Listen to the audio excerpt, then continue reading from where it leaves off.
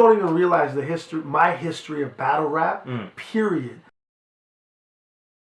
In Toronto, just as like even just as like before all of this. You know what I mean? It's like I'm talking like that I had to go on different blocks, different neighborhoods, and it wasn't about like, yo, rapper to my right or or anything like that. It was like, we're here now. You know who we are because of where we're from, and you know the name, and you have somebody that you think is better. And there's always straps. There's always straps involved. Like people's always strapped up, and But you're talking about in the early days of Toronto. Yeah, like of me battling. Right. Because before me, it wasn't brought to the forefront. Like there's classic old battles, Mishi or Mishimi or when I believe Maestro had that battle at Concert Hall. Like there were battles back in the day when hip hop was in its infant years, but it wasn't at the forefront.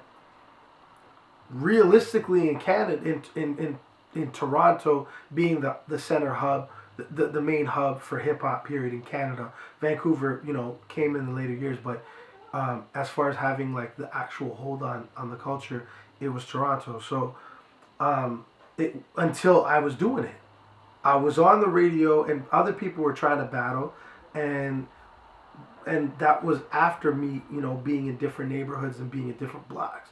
I'd go to Rexdale. I would go to, even back then, like even Brampton wasn't even like developed like that to like even be a real city where anybody goes. It was all Toronto. It was like Mississauga. It was Scarborough, Rexdale, downtown, the Esplanade region, all these different neighborhoods that make up Toronto. You know what I mean? That's where we were battling. So, what year is this? I mean, late. It was late '90s. Okay. Late '90s. I'm terrible with exact years, but I know that it was the '90s because, like, the '80s is when it caught on in Toronto. You know what I mean? Like we had our '80s. We had our we were there for when hip hop began. You know what I mean? But like I said, when somebody battled, it was a lot different. It was crowd rocking and and there were some jabs or whatever, but it wasn't what it is today or even when it was when I was battling. That Busy Bee, Cool Mo D. Right. That, and I still respect that. I'm just saying it was a different kind. And like during my time of being in different neighborhoods, I've seen people actually be shot from battle rap because it wasn't controlled. It wasn't in any type of controlled environments. It wasn't in clubs like that. It was on the street. What was somebody said something that the other guy didn't like and shot him? I've seen it a few times. Yeah, and it's like, there was moments when even just the idea of inviting another man to your dick, you know what I mean, like suck my dick, even to that degree that there's people still now to this day that you can't even talk like that because it'll change the atmosphere of what happens in the next minute or two. You know what I mean? But so back then it was the respect was way different. It was like, if you were whack, it could turn into you getting punked off and like run off somebody's neighborhood. Fortunately for me, that was never the case for me because I was witty, I was quick. I took my hustle and turned that into being able to rap.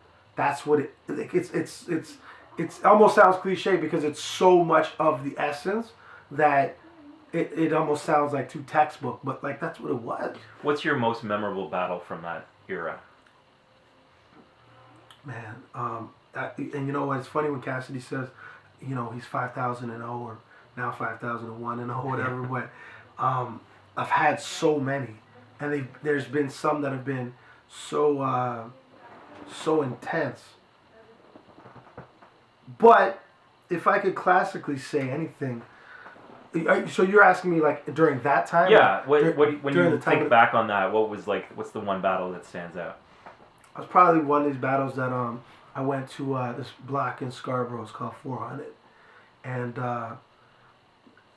my man. What had happened was my man Dre, my best friend Dre. We rolled up and we were trying to get some piff, trying to get some weed, right? But and his homie must have had it, whatever. But we went to the block, whatever.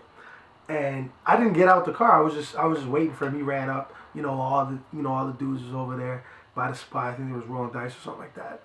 And he was kind of like my Don King, if you will. He was like my dude that would, like, anywhere we was, he was like, yo, my dude's ill.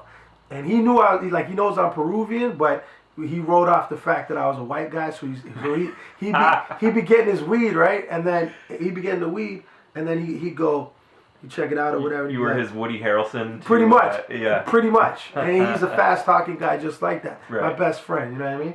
So he would actually he'd be like, yeah, so who's nice out here? Who's the spitter, you know what I mean? Who can freestyle? And they'd be like, why? And I remember this one time where they were like, why? And I was in the car, and he goes, because I got a white boy in the car smoking. He didn't say body because I don't know what the term was back at that time, but it was whatever the cool term was for eating somebody's food. Mm-hmm. That's what he said. And they got hype and whatever. And he came to the car and he was like, yo, we got work to do. And I was like, what are you talking about? He's like, yo, you got a battle right now. And I'm like, I want to roll his pip up. Go, word? He's like, yeah. He's like, he's betting people and everything. Like, he's telling this other dude or whatever. So, boom. We hit the ball court, right in the middle of the ball court. And they had some spitters, man. Rusty Blades, I believe, was one of them. Shout out to Cokes. Coco, he was one of the main guys that was in the mix of that.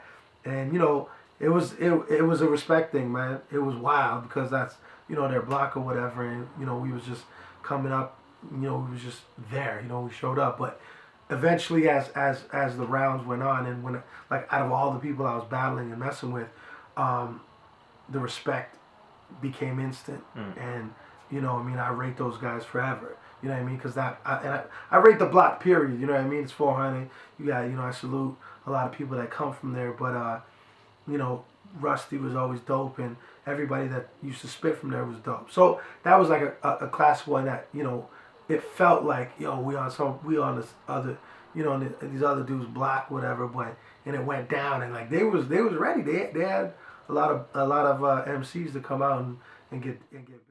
So tell me a little bit about the history of you battling on radio over the phone.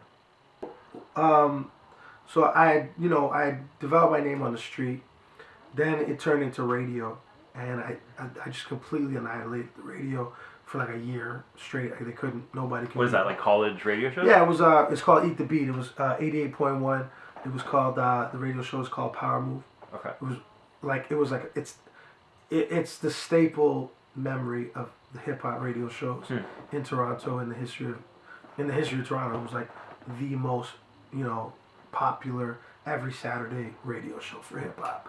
DJ X, Alize, Mishimi. It was like there was a lot more that came along and even before it, but that was the one.